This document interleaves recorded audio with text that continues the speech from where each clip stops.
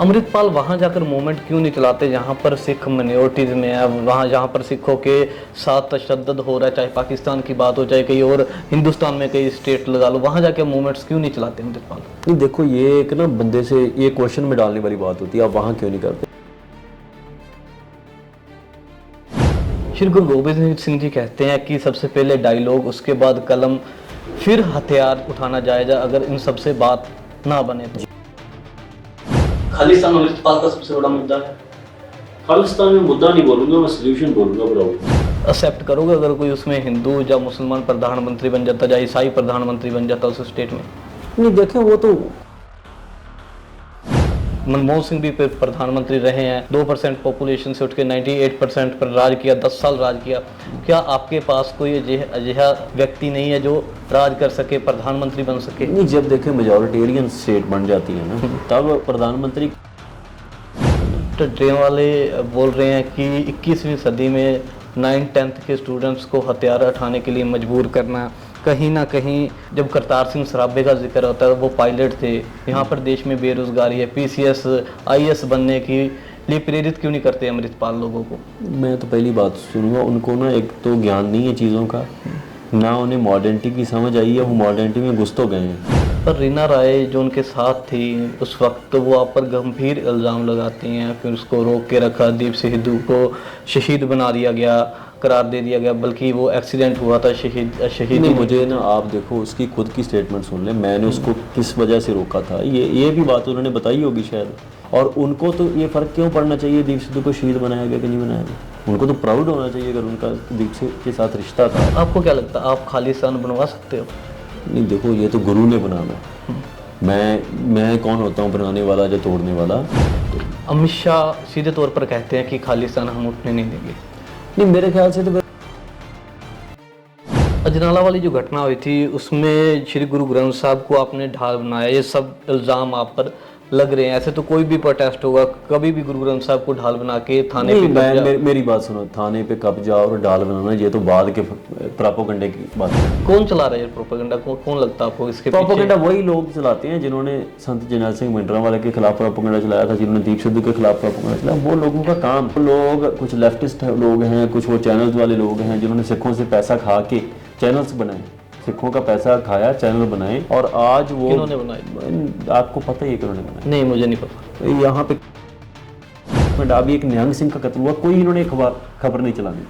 अगर निहंग सिंह ने किसी को थप्पड़ भी मार दिया होता ना तो 10 दिन ये ऐसा चीखते भी पता नहीं क्या होगा। लिबरल टीवी के साथ आप जुड़ चुके। इस वक्त पंजाब से लेकर दिल्ली तक एक ही मुद्दा चर्चा का विषय है, अमृतपाल सिंह और खालिस्तान। अमृतपाल सिंह हमारे साथ मौजूदा बातचीत करेंगे कि आखिरकार उनका मुद्दा क्या है, एजेंडा क्या है और वो चाहते क्या हैं। अमृतपाल जी, बहुत बहुत स्वागत है। वाहिगुरू जी का खालसा, वाहिगुरू जी की फतेह। सबसे पहला मेरा सवाल, अमृतपाल खुद को कैसे जानते हैं? नहीं देखें, मैं तो अपने आप को अगर डिफाइन करूँगा तो आई एम सर्वेंट ऑफ पंथ का दास हूँ, और मेरी सतगुरु सच्चे पातशाह ने जो सेवा लगाई है वो ये है कि नौजवानों को प्रेरित करना कि हम लोग ये नशे छोड़ के और अमृत छकें और जो पंथ के लिए संघर्ष करें। अमृतपाल का एम क्या है, चाहते क्या हैं अमृतपाल? हम एक ऐसा जो हालात चाहते हैं पैदा करने जहाँ पे सिख आज़ाद हों, जैसे गुरबाणी में बेगमपुरे का सिद्धांत है, खालसे राज का सिद्धांत है, तो हम यही चाहते हैं कि सिखों पर गुलामी ना हो, हमारे धर्म को, मज़हब को जो है एक रिस्पेक्ट मिले, गुरु की बेअदबी जो होती है वो ना हो। सिख नौजवान जो यहाँ से छोड़ के जाने के लिए मजबूर हो गए हैं वो यहाँ पे रहे अपनी धरती पे, मिट्टी में। और दूसरा जो हमारे क्या बोलते हैं नौजवान नशे में हैं वो नशा छोड़ दें। ऐसा माहौल खड़ा होना चाहिए, ऐसा वातावरण होना चाहिए जहाँ पे सिख अपने आप को सुरक्षित कह सकें कि हम सेफ हैं। पर जो सिस्टम है वो भी यही चीज़ें चाह रहा है, सरकार भी यही चाहती है कि नौजवानों को रोजगार मिले, नशा छोड़े, नशा मुक्त हो। तो फिर अमृतपाल और सरकार में फिर डिफरेंस क्या होगा जो चाह रहे हैं? नहीं देखें, उनके कहने की बातें होती हैं राजनीतिक लोगों की, वो कहते कुछ हैं करते कुछ हैं। अभी देखें नौकरियां पंजाब में निकलती हैं, पंजाब से बाहर से ला के लोगों को यहाँ पे सरकारी गैर सरकारी नौकरियां दी जाती हैं। सो वो कहते रहेंगे कि हम लोग ये कर रहे हैं वो कर रहे हैं, करते कुछ नहीं। नशा अभी पुलिस को भी पता होता है, पुलिस की मजबूरियाँ होती हैं, पॉलिटिशियन इसके बड़े पीछे होते हैं बंदे। सो जो चीज़ें सरकार कर सकती है वो जानबूझ के नहीं करती। नशा ख़त्म करना हो तो सरकार के लिए 10 दिन की खेल है, लेकिन वो करेंगे नहीं, क्योंकि उनको पता है कि अगर नशा छोड़ देंगे नौजवान तो यहाँ पे फिर वो अपना पॉलिटिकली मैच्योर हो जाएंगे, वो पंथ की बात करेंगे, आज़ादी की बात। वो चाहते हैं कि नौजवान नशे में ही उलझे रहें। अमृतपाल सोचते हैं कि जो वो सोच रहे हैं वो हर पंजाबी वही सोच रहा है? नहीं, कुछ डिफरेंसेस ओपिनियन तो होते हैं सब जगह पे, लेकिन हर पंजाबी ये सोच ही रहा है कि ना पंजाब में नशा नहीं होना चाहिए, पंजाब में सिखी जो है उसका प्रचार होना चाहिए, पंजाब में जो सब धर्म के लोग हैं उनमें शांति बनी रहनी चाहिए। ये सब लोग सोचते हैं ऐसा। तो मेरे ख्याल से जब पंजाब में जो नौजवान है बेरोज़गारी ना हो, जो और हमारे में कृतियाँ आ चुकी हैं वो ना हो, पंजाब के नौजवान यहाँ से छोड़ के बाहर ना जाएं, यहाँ पे जो फोर्स्ड माइग्रेशन हो रही है, लेबर आ रही है बाहर से, उनको यहाँ पे ऐसे इजीली फैसिलिटेट ना किया जाए ताकि जो हमारा कल्चर खराब। ये तो हर पंजाबी बंदा सोच रहा है आज के समय में। प्रभावित कौन कर रहा है आपको? नहीं, प्रभावित कौन सी सेंस में? अमृतपाल को प्रभावित कौन, इंस्पिरेशन कौन है? देखिए, इंस्पिरेशन तो हमारे लिए गुरु ही रहते हैं। गुरु ग्रंथ साहब हमारा सच्चे पातशाह ही हमें इंस्पायर करते हैं, और सिख इतिहास में बहुत बड़े नायक होते हैं जो अपनी जिन्होंने अपनी कुर्बानी दी है सिखी के लिए, पंथ के लिए, और वो भी प्रभावित करते हैं। तो मेरे ख्याल से लेकिन सब उनको भी गुरु ने प्रभावित किया, हमें भी गुरु ही प्रभावित करते हैं। खालिस्तान अमृतपाल का सबसे बड़ा मुद्दा है। खालिस्तान में मुद्दा नहीं बोलूँगा, मैं सोल्यूशन बोलूँगा प्रॉब्लम्स का। खालिस्तान शब्द पे मैंने पहले भी बोला था कि बहुत प्रोपेगेंडा हो गया कि ये ऐसा है वैसा है, लेकिन हमें इस पर बैठ के विचार करनी चाहिए कि जितनी भी पंजाब की मुश्किलें हैं, पंजाब की भी और पंजाब के बाहर के लोगों की भी, उनको भी आखिर में खालसा राज की तरफ ही देखना पड़ेगा। जो क्राइसिस इस कॉन्टिनेंट का चल रहा है उसमें कोई सोल्यूशन नहीं है। सो पंजाब में तो हर प्रॉब्लम जो है उसकी तार जुड़ती है गुलामी पे जाकर। तो गुलामी को दूर करने की बात होती है तो खालिस्तान की बात तो आएगी। अनंतपुर के मते में अधिकारों की बात थी, फिर खालिस्तान का मैनिफेस्टो क्या होगा? नहीं, अनंतपुर के मते में जो अधिकारों की बात थी उसको बशर्ते भी सरकार सीरियसली लेके सॉल्व करती, उन्होंने तो उसको क्रिमिनलाइज कर दिया। फेडरलिज्म की बात बहुत लंबा समय से करते रहे, लेकिन फेडरलिज्म में भी बड़ी प्रॉब्लम है कि मेजॉरिटेरियन स्टेट जब बन जाती है तो वो किसी की फेडरलिज्म को कभी भी तोड़ दें। फॉर एग्जांपल कश्मीर में आर्टिकल 370 रिवोक कर दिया उन्होंने। कश्मीर के लोग तो नहीं चाहते थे, लेकिन स्टेट ने अपनी मर्जी से कर दिया।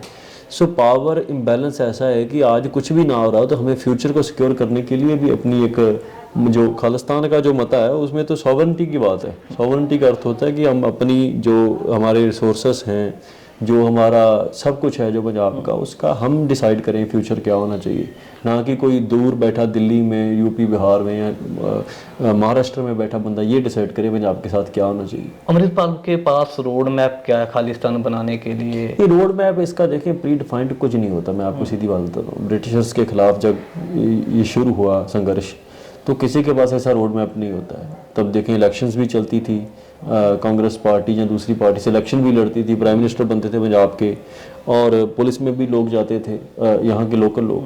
तो रोड मैप अभी उनको पूछें कि आपको रोड मैप बताएं तो वो बोलेंगे संघर्ष में कैसा रोड मैप नहीं, हालात बनते होते हैं, जियो पॉलिटिक्स के क्या हालात होते हैं उनको देख के रोड मैप अपने आप बन जाते हैं। लेकिन हमें हमारी सिर्फ एक ही कोशिश हो सकती है कि हम ज़्यादा से ज़्यादा लोगों को ये बता सकें कि हम लोग को आज़ादी की ज़रूरत है, जैसे ज्यूश ने किया और जैसे दूसरों ने किया। कई बार क्या होता है कौमों को खुद पता नहीं चलता कि स्लेवरी के सिम्टम्स क्या हैं, उनको खुद लगता है कि नहीं ये तो नॉर्मल प्रॉब्लम है। पंजाब की प्रॉब्लम्स नॉर्मल नहीं है, नेचुरल नहीं है, ये बड़ी कंस्ट्रक्टिव प्रॉब्लम्स हैं, इनको कंस्ट्रक्ट करके खड़ा किया गया। स्टेट डेफिसिट में है, स्टेट में बेरोजगारी है, स्टेट में और बहुत सारे मसले हैं। आपको लगता है कि एक अलग कंट्री बन के स्टेट डेफिसिट से निकल जाएगा? स्टेट के पास उतने रिसोर्सेस है, रिसोर्सेस कहाँ से आएंगे? सबसे बड़ा मुद्दा ये रहता है, रिसोर्सेस कहाँ से? आपको एक सिंपल सी एग्जांपल देता हूँ। नेचुरल वाटर जो होता है ना, रिवर वाटर से सबसे बड़ा सोर्स है। आज दुनिया जंग लड़ रही है उसके पीछे पानी को लेके, और हिस्टोरिकली पानी पर जंगें हुई हैं बहुत बड़ी। पंजाब का बिलियंस ऑफ डॉलर का पानी जो है ईयरली हमका फ्री दूसरी स्टेट को जा रहा है।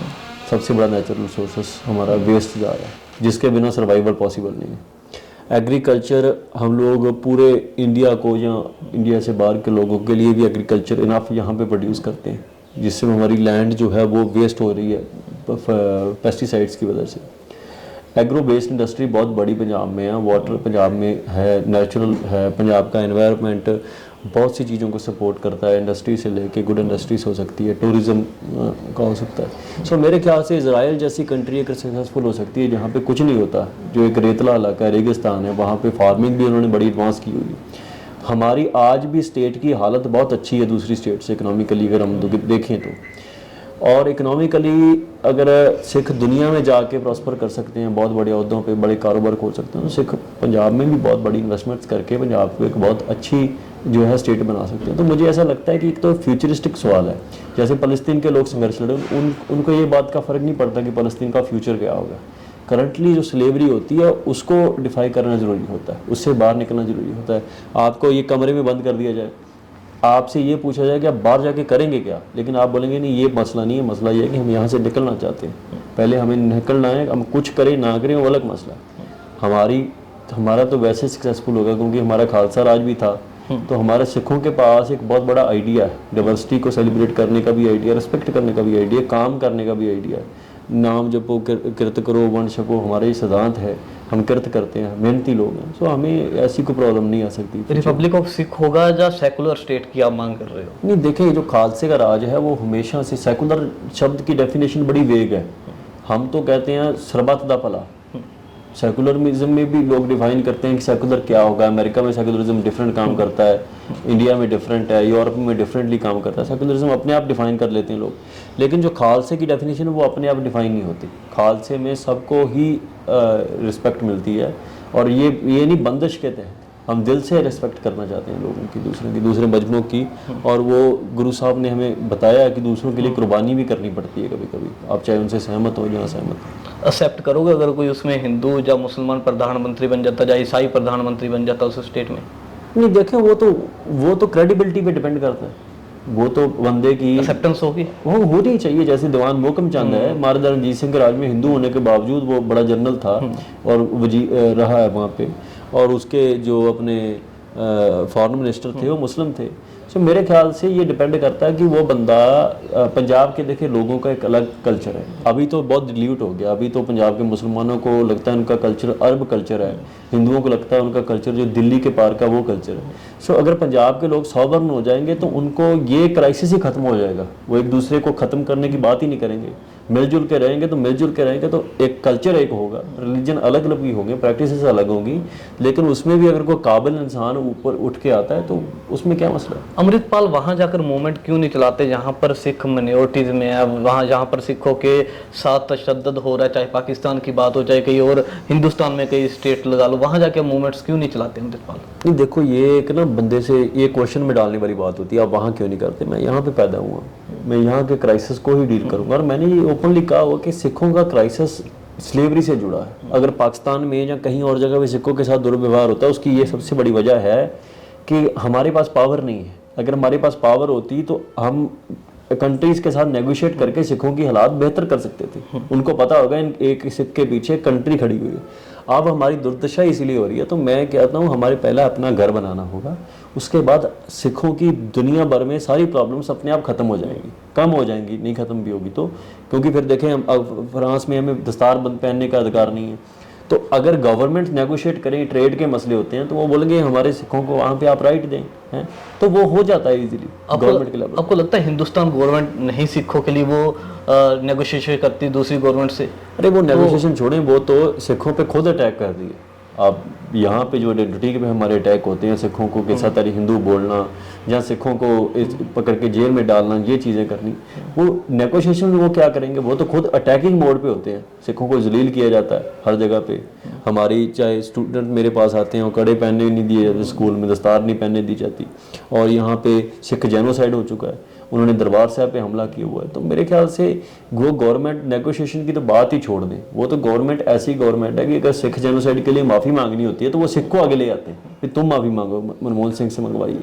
श्री गुरु गोबिंद सिंह जी कहते हैं कि सबसे पहले डायलॉग, उसके बाद कलम, फिर हथियार उठाना जायजा अगर इन सबसे बात ना बने तो। जी, आप कैसे मानते हैं इसको? सही, गुरु गोबिंद सिंह जी का हुक्म सबको मानना चाहिए। देखिए ऐसे ही होता है ना, हम लोग आज डायलॉग की बात कर रहे हैं, आज सब जगह पे हम जाते हैं तो हम प्रेफर करते हैं कि डायलॉग से बातचीत हो। आप आए हैं तो डायलॉग ही चल रहे हैं ना सब जगह पे। स्टेट को हमने बोला, ब्यूरोक्रेट्स को बोला कि आप आएँ, कोई जज हैं रिटायर्ड, कोई इंटेलेक्चुअल बंदे हैं, बैठ के बात करते हैं।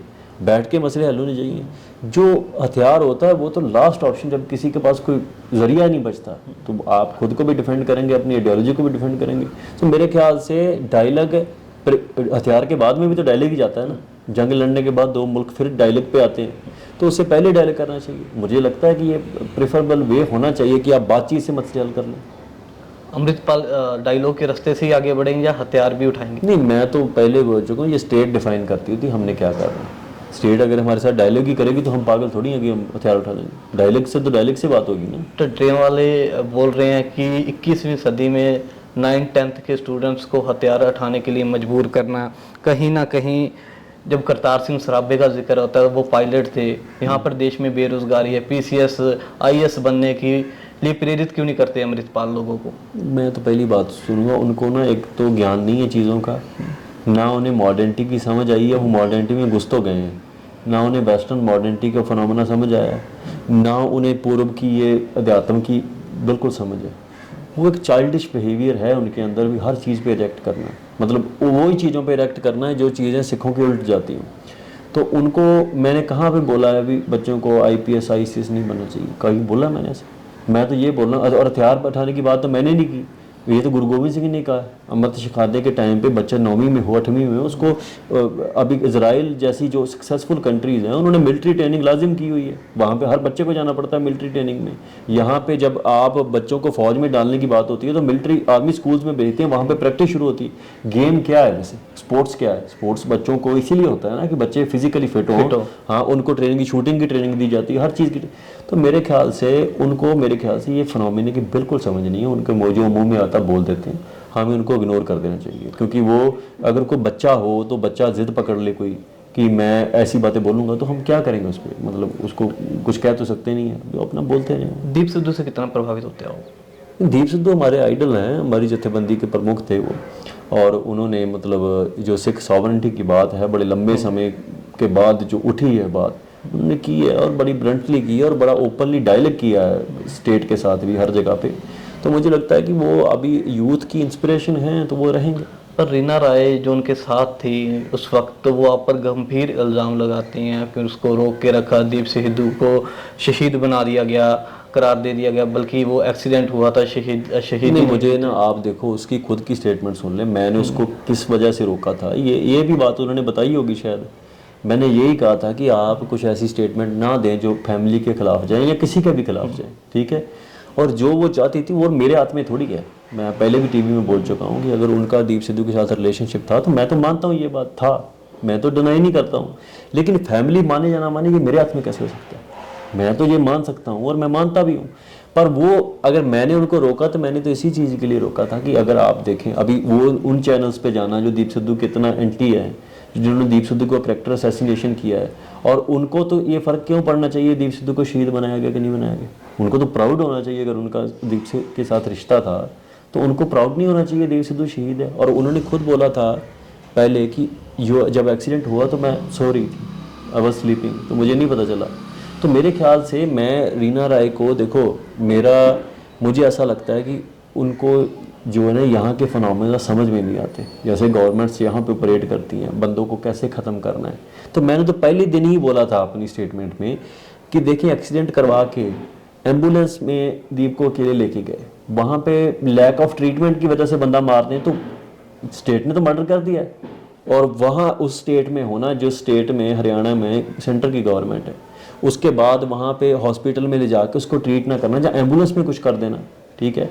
फिर पोस्टमार्टम एक बार कर दिया डॉक्टर्स ने, दोबारा हम चाहते थे लेकिन उन्होंने फैमिली पे प्रेशर डाला कि आप इसका संस्कार अभी करें इमीडिएटली, और उसके गांव में संस्कार ना करने देना। बहुत सी चीज़ें हैं जो कनेक्ट नहीं करती। पहले स्किड मार्क्स थे जो रोड पे आपने भी देखे हुए थे, जो ब्रेक्स लगी थी, स्किड मार्क्स थे। अब वो कहाँ से आ गए ओवरनाइट, वो कहाँ से पैदा हो गए स्किड मार्क्स? तो ना उसकी निकालते कि कोई वीडियो है दीप सिद्धू को, नहीं तो नॉर्मल एक्सीडेंट होता है तो आपको मालूम है कितने कैमरास ऑन हो जाते हैं सब जगह पे। सो बहुत सी चीज़ें। आपको अभी भी लगता है साजिश सारी पीछे हुई है उसकी? तो हमको लगता नहीं, ये एविडेंट है, स्टेट ने ऐसे प्लान्स किए हैं, बहुत बंदों को स्टेट ऐसे एलिमिनेट कर चुकी है। अभी रिसेंटली एक बिलियनियर जिसका गवर्नमेंट के साथ क्लैश चला, हमारे इंडिया में नहीं, बाहर में था। पर रीना राय को ये चीज़ समझ क्यों नहीं आ रही? नहीं, देखो उसकी अपनी परसेप्शन होती है चीज़ों को समझने की। हम लोग उसको ये दोषी ना बनाएं इस मसले में, ये ना कहें कि वो, मुझे लगता है कि एक तो देखो उसमें ये चीज़ है कि उसकी फैमिली क्या एक्सेप्ट कर रही है दीप की, क्या नहीं, ये मेरे हाथ में नहीं, लेकिन उसको ये समझना चाहिए कि अल्टीमेटली एट द एंड अगर तो वो टारगेट दीप को करी जा रही है अनइंटेंशनली तो अच्छी बात नहीं है। दीप को जो पोजीशन पंथ ने दी वो मैंने तो दी नहीं। दीप का जब संस्कार हुआ था तब तो एक्सीडेंट दूसरा मसला कोई नहीं था ना, तब तो डिबेट नहीं चल रही थी। दीप का संस्कार के टाइम पे दीप को शहीद कहा गया था, नौजवान कितनी बड़ी गिनती में वहाँ पे पहुंचे थे। तो दीप जो है वो उसने कौम को इंस्पायर किया, इसलिए कौम ने उसको ये टाइटल दिया। और ये पता क्यों कुछ लोग चाहते हैं शहीद ना हो, वो दीना नहीं चाहती होगी, उसके मुंह में शब्द, अभी दूसरे इंटरव्यू में शायद उसने बोल दिया कि मेरे को फ़र्क नहीं पड़ता उसको शहीद कहा जा रहा है या नहीं कर रहा। उसके मुंह में शब्द इसलिए डाले जाते हैं कि कुछ लोग जहाँ जिस चैनल्स पे वो गई थी वो नहीं चाहते कि दीप को शहीद कहा जाए, क्योंकि शहीद इंस्पिरेशन बन जाता है, लोगों को इंस्पायर करता है शहीद। आपको लगता है कि रीना राय को पीछे से कोई चला रहा है? नहीं, मैं ऐसा नहीं कहूँगा, I will not claim something like that, पर मुझे लगता है कि जब ऐसी सिचुएशन आ जाती है तो लोग जो करंट इवेंट्स है उसको मिसयूज़ करना शुरू कर देते हैं। आपको क्या लगता है आप खालिस्तान बनवा सकते हो? नहीं, देखो ये तो गुरु ने बनाना है, मैं कौन होता हूँ बनाने वाला या तोड़ने वाला, ये तो गुरु सब कुछ ही बना सकते हैं। गुरु अकाल पुरख रूप है, अकाल पुरख भगवान कुछ भी कर सकते हैं। अकाल तख्त सिखों की सिरमौर संस्था है, फिर वो क्यों नहीं खालिस्तान के लिए एक अलग से मोर्चा शुरू कर देती? मेरे ख्याल से जथेदार साहब ने कल ही बयान दिया था, अभी सिख गुलाम हुए, देश आज़ाद हो गया लेकिन सिख आज़ाद नहीं हुए, होले मोहल्ले पे जथेदार ने बयान दिया। लेकिन देखें हर बंदा अपनी कैपेसिटी पे काम करता है, तो उन्होंने तो खालिस्तान के मते भी डाले हुए हैं, संत निहाल सिंह भिंडरांवाले को शहीद का भी दर्जा दिया हुआ है। तो मेरे ख्याल से अकाल तख्त साहब जी जथेदार ने तो पूर्ण तौर पे खालिस्तान की बात की हुई है। मोर्चा शुरू कब करते हैं कब नहीं वो तो अलग मसला। अब जो पंजाब में माहौल बन रहा है, श्री गुरु तेग बहादुर जी ने अपना परिवार वार दिया हिंदुओं के लिए, कुर्बानी दी, सबसे बड़ी कुर्बानी, पर अब जो पंजाब में एक तबका है, हिंदुओं का तबका लगा लो, सिखों का एक तबका लगा लो, चाहे इसको सिख बोल लो, पहले हिंदू सेफ फील करता था एक सिख के पास खड़ा होने से, अब एक तबका है जो डर का माहौल में जी रहा है, डरता है। उसके लिए जिम्मेवार कौन है? नहीं, उसके लिए स्टेट ही जिम्मेवार है। मैं आपको बताता हूँ, अगर जब हिंदुस्तान की स्टेट नहीं थी, हिंदू सिखों के राज में सेफ फील करता था। महाराजा रणजीत सिंह का राज में सिखों 9% थे, हिंदुओं ने चिट्ठी लिखी, सेफ फील करता था। उसके बाद अंग्रेज़ों के राज में आ गया तो आर्य समाजी यहाँ पे आए, उन्होंने हिंदुओं को ये बोला कि आपकी लैंग्वेज ही पंजाबी नहीं है, मैनिपुलेट किया, और वो सडनली अनसेफ फील करना शुरू कर दिए। उसके बाद भी 1984 में हमारे गांव में एक हिंदू फैमिली थी, आज भी वो हिंदू फैमिली वहाँ पे ही है, किसी को कुछ नहीं हुआ। डाटा अलग बोलता है। देखें आप, जो फियर साइकोसिस खड़ा कैसे होता है, मीडिया को फियर साइकोसिस खड़ा करने में मीडिया का बड़ा रोल रहता है। अब जो लोग पंजाब के बाहर बैठे हैं उनको पता ही नहीं क्या हो रहा है। अजनाला में क्या हुआ कि मेरे पास एक हिंदू लड़का खड़ा था, वो हमारे प्रोटेस्ट में शामिल हुआ था, उसको उसके जो रिलेटिव्स हैं पंजाब के बाहर वो फ़ोन कर रहे हैं कि हिंदुओं को तो ये हो गया पंजाब में, आप यहाँ से निकल के यहाँ पे आ जाओ। वो बोलता हम तो खुद प्रोटेस्ट में गए हुए हैं। सो ये सिचुएशन है, लैक ऑफ नॉलेज और लैक ऑफ कनेक्टिविटी की वजह से वो लोग समझते हैं यहाँ ऐसा कुछ नहीं हो रहा है। मेरे ख्याल से ये हिंदू सिख की तो लड़ाई है ही नहीं इस मसले में, ये तो लड़ाई हमारी दिल्ली के खिलाफ है ना। तो दिल्ली के खिलाफ जो पंजाबी का हिंदू है उसकी भी तो लड़ाई है ना। जब आप हुकूमत की बात करते हो, पंजाब गवर्नमेंट को बोलते हो या सेंट्रल गवर्नमेंट? नहीं, पंजाब की गवर्नमेंट को नहीं बोलते हम, तो सेंट्रल एजेंसीज जो हैं, डीप स्टेट, उसको बात करते हैं। गवर्नमेंट बाय फेस चेंज होती रहती है, सीएम पीएम चेंज होते हैं, लेकिन जो एक डीप स्टेट है वो अपना काम जारी रखती है, वो पॉलिसी मेकर्स होते हैं। सो मैं बात करता हूँ जिनके पास एक्चुअल पावर है। पंजाब की गवर्नमेंट के पास क्या पावर है? मतलब वो पंजाब के पानियों के मसले पे कोई सोल्यूशन नहीं निकाल सकते, बेअदबी के ऊपर कोई लॉ नहीं लेके आ सकते। सो इसलिए मेरी जो लड़ाई है वो एक्चुअल पावर के साथ है, ना कि उनके जो आगे पपट बन जाते हैं, जो कि उनके सामने बैठ जाते हैं चेहरा बना के, उनके साथ नहीं है कोई। अमित शाह सीधे तौर पर कहते हैं कि खालिस्तान हम उठने नहीं देंगे। नहीं, मेरे ख्याल से तो बड़ी एंटी डेमोक्रेटिक स्टेटमेंट है उनकी। डेमोक्रेसी के गृह मंत्री होने, लार्जेस्ट डेमोक्रेसी बोला जाता है इंडिया को, उसके गृह मंत्री होने के बावजूद वो उनको ऐसी स्टेटमेंट नहीं देनी चाहिए। उनको ये कहना चाहिए कि अगर पीसफुल तरीके से कोई मूवमेंट उठती है तो हमें क्या एतराज़ है इस बात से। आप कोई ऐसा सोल्यूशन क्यों नहीं निकालते कि देश में इलेक्शन किया जाए? मनमोहन सिंह भी प्रधानमंत्री रहे हैं, 2% पॉपुलेशन से उठ के 98% पर राज किया, 10 साल राज किया। क्या आपके पास कोई अजिहा व्यक्ति नहीं है जो राज कर सके, प्रधानमंत्री बन सके? नहीं, जब देखें मेजॉरिटेरियन स्टेट बन जाती है ना, तब प्रधानमंत्री कोई भी बना ले, मुस्लिम बना ले, तो मुसलमानों के मसले हल नहीं हो जाएंगे। अगर कल को मुस्लिम प्राइम मिनिस्टर बन जाता है तो उसी की वजह से मुसलमानों के मसले नहीं हल हो जाते हैं। ऐसे ब्लैक्स के साथ हुआ है, अमेरिका में बराक ओबामा रहा है, तो उसकी वजह से बराक ओबामा के होने से मुसलमानों के मसले हल नहीं हो गए। सो मुझे ऐसा लगता है कि आज हमें ये देखना पड़ेगा कि सिखों को, वैसे तो मुगलों की स्टेट में बहुत से हिंदू हाई पोजीशन पे थे, ठीक है, प्राइम मिनिस्टर तो पंजाब का पहले बनता था, 47 से पहले प्राइम मिनिस्टर बनता था पंजाब का, वो भी नॉन ब्रिटिशर्स ही बनते थे।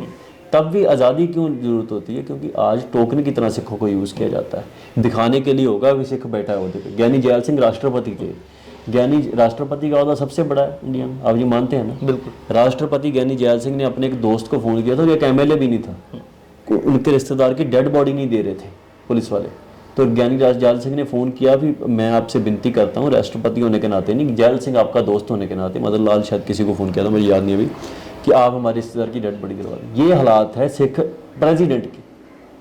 सो ये मैं आपको सिचुएशन बता रहा हूँ। उनकी गाड़ी पे हमला हुआ, एयर मार्शल अर्जुन सिंह के घर पे हमला हुआ 84 में, जनरल गुरबख्श सिंह के हमला हुआ जिन्होंने 1965 की वॉर जिताई थी। सो ये सब चीज़ें आपकी पोजीशन, आपकी मेजॉरिटी मिनॉरिटी होने से डिफाइन होती है। आप किसी पोजीशन पे खड़े हो जाएं, प्राइम मिनिस्टर बन जाएं, उससे कोई फ़र्क नहीं पड़ता। हाँ, ये ज़रूर हो सकता है कि हम लोग इंस्पायर कर रहे हैं कि जो दूसरे लोग भी हैं हिंदुस्तान में वो सिखी की तरफ आएँ, तो वो पोजीशन चेंज हो सकती है। जब आप खालिस्तान की बात करते हैं तो जियोग्राफिकल किस खालिस्तान को रिप्रेजेंट करते हैं? सिर्फ ये वाला पंजाब जो पाकिस्तान में पंजाब है, जहाँ हिमाचल का हिस्सा है, जहाँ हरियाणा में अब चला गया, ये पूरे हिस्टोरिकली जहाँ पे पंजाब है, पंजाब की बात चलती है। पंजाब तो पंजाब ही रहेगा, जहाँ पाकिस्तान में चला गया, जहाँ कहाँ पे भी चला गया, पंजाब विल रिमेन पंजाब। पंजाब के इश्यूज वहाँ पे भी वही खड़े हुए हैं आज। वहाँ पे पंजाबी लैंग्वेज का इशू है, पंजाबी एथनिसिटी का इशू है। सो मेरे ख्याल से हम लोग जब खालसा राज की बात करते हैं तो आज हम इस जगह पे आए थे 1947 में, सब कुछ छोड़ के आए थे, तो हमें तो यहाँ पे इन्होंने वादे किए थे ना, नेहरू ने, गांधी ने भी, हम लोग एक आपको सॉवरन खिता देंगे, सब ये स्टेटमेंट्स न्यूज़पेपर्स में आते रहे हैं सब। तो वादों की अल्फत इन लोगों ने की है, तो आज तो संघर्ष यहीं पे होगा। लेकिन हम फ्यूचर में ये जरूर कहते हैं कि पंजाब, जो पाकिस्तान पंजाब में मुसलमान बैठा है, उसके साथ भी डिस्क्रिमिनेशन हो रहा है, तो उसको भी पंजाब को आज़ाद कराना पड़ेगा, तो सब सिख राज वहाँ पे भी होगा। अगर आपको सारे अधिकार दे दिए जाए, अनंतपुर मते का जब जिक्र आता है, चाहे पानी की बात हो, चाहे और सिखों के गुरु धामों की बात हो, सारे अधिकार मिल जाएं, तो फिर उसके बाद भी खालिस्तान की जरूरत खालिस्तान की ज़रूरत इसलिए नहीं रहती भी आज हमारी सिचुएशन क्या है, फ्यूचर में हमारी सिचुएशन क्या होगी, किसके हाथ में होगी। आज जो हमें अधिकार दे रहे हैं उन्हीं के हाथ में पावर है ना अधिकार देने की, तो वो कल को छीन भी सकते हैं। खालिस्तान इसलिए नहीं है कि हमें कुछ एंजॉय करना है खालिस्तान में, वो इसलिए कि हम अपनी जनरेशन का फ्यूचर सिक्योर कर सकें। हाँ, अगर उनको लगता है कि नेगोशिएशन करनी है सिखों के साथ तो कर सकते हैं, वो तो उनको पानियों के मसले खुद हल कर दें। हल करने के बाद हम इससे बात करें कि देखें हमने तो पुरानी गवर्नमेंट्स ने किया था, हमने तो हल कर दिए, बंदी सिखों को छोड़ दें। इतना लंबा लटकाने, मोर्चे लगवाने की जरूरत है? पता ही है उनको कौन सी प्रॉब्लम है सिखों की। अगर वो कर देते हैं हल तो उसके बाद तो बैठा जा सकता है। लेकिन जो खालिस्तान का मसला है वो नॉन नेगोशिएबल इसलिए होता है कि खालिस्तान आज सिचुएशन से इंस्पायर्ड नहीं है, ये रिएक्शनरी नहीं है हमारा। खालिस्तान जो खालसा राज है, गुरु का हुक्म इसलिए है कि आप किसी के राज में जितना भी सुखी रहें। जूश से कितनी बड़ी पोजीशन पे थे यूरोप में, जर्मन में जूश जो थे बड़ बैंकों के मालिक थे तब भी, लेकिन 10 दिन में उनका जेनोसाइड शुरू हो गया। तो वो उन्होंने इजराइल क्यों बनाया? फिर भी अमेरिका में भी उनको अच्छी पोजीशन मिल गई, लेकिन जब तक वो अपना मुल्क नहीं बना पाते थे तब तक उनको रिस्पेक्ट नहीं मिलती। और उनकी जो रियल पावर जिनके हाथ में होती है वो आज आपको रिस्पेक्ट दे रहे हैं, कल आपके खिलाफ हो जाए तो क्या करेंगे आप? सिचुएशन ये है कि खालिस्तान रिएक्शनरी पॉलिटिक्स का पार्ट नहीं है, खालिस्तान परमानेंट सोल्यूशन की बात है। हिंदू और पाकिस्तान जब डिवाइड हुए थे तो हमने सबने देखे कितने बड़े दंगे हुए, कितने लाखों लोग मारे गए। क्या लगता नहीं अगर फिर से नहीं, ऐसी पार्टीशन क्यों करनी है? देखो, एक फोर्स पार्टीशन होती है, दुनिया में बहुत से मुल्क बने हैं, वहाँ पे पार्टीशन जो ब्रिटिशर्स ने किया है वो क्यों करना है? फोर्सफुली थोड़ी लोगों को। हम तो बोल रहे हैं पंजाब में वो तो रिलीजन बेसिस पे हुआ बात, हम तो बोल रहे हैं पंजाब का हिंदू को उन्हें उठ के थोड़ी जाना है कहीं पे, वो तो वहीं पर रहेगा ना। तो पार्टीशन क्या क्यों? लगता है कि हिंदू सेफ फील करेगा उस खालिस्तान? मैं सोच रहा हूँ अगर देखो सिख 2% होने, अगर वो 40% है हिंदू, वो सेफ फील नहीं करता तो फिर सिख तो 2% हिंदुस्तान है, फिर हम सेफ फील क्यों करें? हमारा तो राइट है अनसेफ फील करने का। सो मेरे ख्याल से हिंदूज को इस बात से प्रॉब्लम नहीं। कुछ बंदे होंगे जो सिखों में भी हैं, कुछ सिखों में भी है ना जो MLA MP बने हुए हैं, वो सारा दिन बोलते रहते हैं सिखों के खिलाफ ही, जैसे आपने टडरियों वाले का जिक्र किया, ऐसे बंदे हैं सिखों में। तो इसकी वजह से सारे सिख थोड़ी वैसे हो जाते हैं। तो हिंदुओं के लड़के अभी यहाँ पे नशा छोड़ने आते हैं तो उनको तो अभी कौन सा सेफ फील कर रहे हैं? फरौतियाँ मांगी जाती है दुकानदारों से, छोटे बिजनेसमैनों को धमकाया जाता है, उनसे एक्सटॉर्शन लिए जाते हैं, उनके मतलब क्राइम्स जो होते हैं, नशे का जो, उन लड़के भी ओवरडोज से मर रहे हैं, उनके भी माइग्रेशन के प्रॉब्लम उनको भी आ रही है, उनको भी बाहर छोड़ के जाना पड़ा। तो मेरे ख्याल से हिंदुओं को अनसेफ फील अब हो रहा है, बाद में क्यों होगा? वो खालसे के राज में तो वो गुरु को गुरु मानते हैं, तो फिर अनसेफ फील क्यों करेंगे? अजनाला वाली जो घटना हुई थी उसमें श्री गुरु ग्रंथ साहब को आपने ढाल बनाया, ये सब इल्जाम आप पर लग रहे हैं। ऐसे तो कोई भी प्रोटेस्ट होगा, कभी भी गुरु ग्रंथ साहब को ढाल बना के थाने पे कब्जा। मेरी बात सुनो, थाने पे कब्जा और ढाल बनाना ये तो बाद के प्रापोगंडे की बातें होती हैं। हम लोगों ने वहीर निकाली है, वहीर में गुरु ग्रंथ साहब का स्वरूप लेके चली, उस दिन भी खालसा वहीर ही लेके गए हैं, कोई डाल नहीं बनाया। अगर वहाँ पे 25,000 संगत ना होती, 27,000 कितनी भी संगत थी, तो क्या एक बंदा, कोई एक गुरु ग्रंथ साहब बंदा लेके चला तो पुलिस वाले उनको थाने में जाने देते? ऐसा तो नहीं होता ना। बात तो संगत की है। हम तो गुरु की अगुवाई में पहले अमर संचार वहाँ पे किया, अमर संचार पहले करते आ रहे, वहाँ पे तो 240 प्राणी ने अमर छका, तो गुरु के बिना अमृत कैसे छक जाएगा?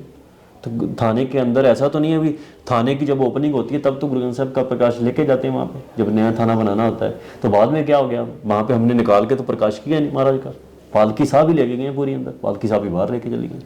सो मेरे ख्याल से जब प्रोपेगेंडा है, यही प्रोपेगेंडा लाल किले पे हुआ था, भी निशान साहब लड़ा दिया, उनकी निशान साहब की बेदबी कर दी, निशान साहब को डाल बना ली, ये सेम आर्गूमेंट थे तब भी, आज भी सेम आर्गूमेंट्स। लेकिन आज संगत जो है उसमें आप देखें, आम संगत से बातचीत कर ले, ये कुछ पॉलिटिशियंस के बयान तो हो सकते हैं, संगत के ये बयान नहीं। कौन चला रहा है प्रोपेगेंडा? कौन लगता है आपको इसके प्रोपेगेंडा? वही लोग चलाते हैं जिन्होंने संत जरनैल सिंह भिंडरांवाले के खिलाफ प्रोपेगेंडा चलाया था, जिन्होंने दीप सिद्धू के खिलाफ प्रोपेगेंडा चलाया, वो लोगों का काम है। वो लोग कुछ लेफ्टिस्ट लोग हैं, कुछ वो चैनल्स वाले लोग हैं जिन्होंने सिखों से पैसा खा के चैनल्स बनाए, सिखों का पैसा खाया, चैनल बनाए, और आज वो किन्होंने बनाए?